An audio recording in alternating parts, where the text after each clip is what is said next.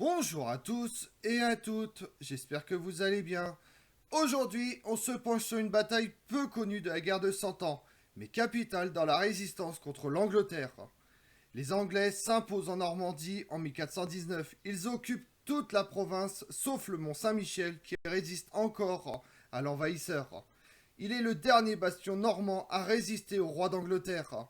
Entre 1423 et 1434, privé de toute aide extérieure, le mont Saint-Michel va lutter de toutes ses forces, encouragé par l'épopée de Jeanne d'Arc. Vous voulez en connaître plus sur la résistance du mont Saint-Michel? Venez avec moi.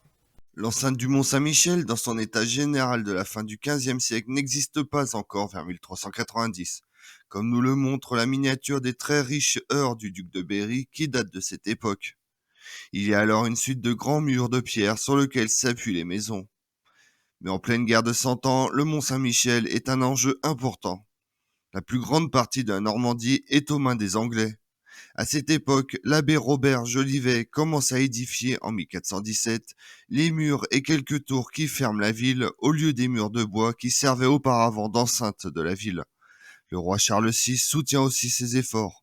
Il accorde en 1418 à l'abbé une somme de 1500 livres tournois pour payer les gens de la garnison.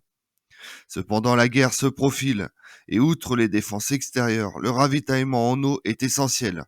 La fontaine Saint-Aubert, seul point d'eau jusqu'à présent, était insuffisante. Cependant, en 1420, un événement va bouleverser la situation. L'abbé Jolivet décide de rejoindre le camp du roi d'Angleterre. Henri V tient désormais toute la Normandie sous l'autorité de son frère, le duc de Bedford, à l'exception du Mont Saint-Michel.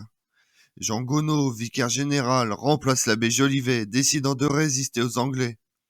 Mais pour faire face au risque d'invasion anglaise, le Mont Saint-Michel est passé sous l'autorité d'un grand seigneur normand, Jean d'Harcourt. En cette année 1421, 20 hommes d'armes, 2 chevaliers bernerets, 2 chevaliers bacheliers et 16 écuyers sont installés en garnison. En 1423, les Anglais sont installés à Tomblaine. L'écuyer normand Laurent Holden y commande 30 hommes d'armes et 90 archers. Les Anglais ont aussi une garnison à Avranches et disposent d'une place fortifiée à Genêt et d'une bastille de bois à Avron. Le Mont Saint-Michel est encerclé. Le 30 juillet 1423, à Mantes, le nouveau roi d'Angleterre, Henri VI, exige la reddition de la place forteresse église de Mont Saint-Michel.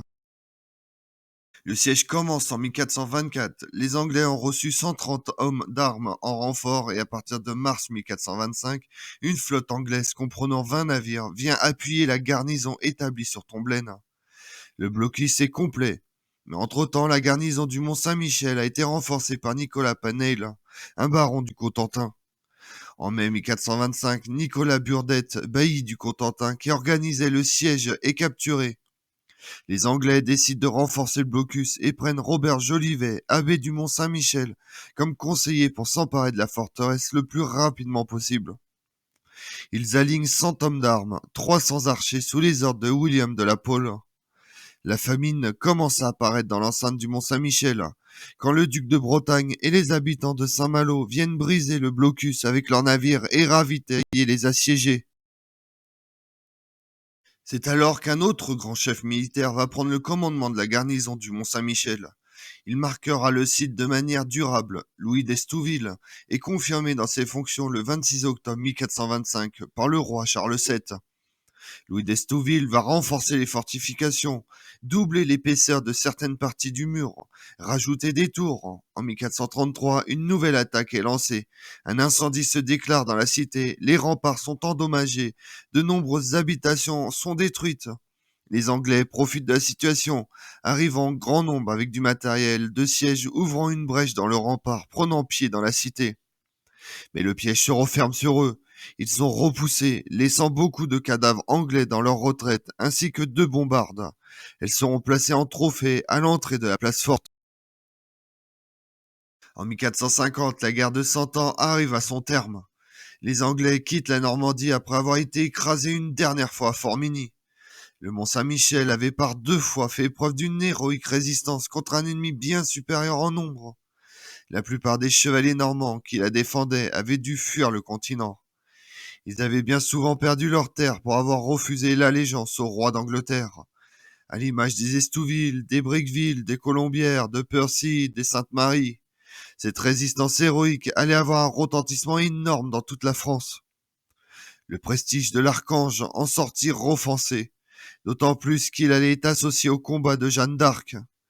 Les pèlerinages allaient encore gagner en intensité, et le 1er août 1469, Louis XI crée l'ordre de Saint-Michel et allait placer la France sous sa protection.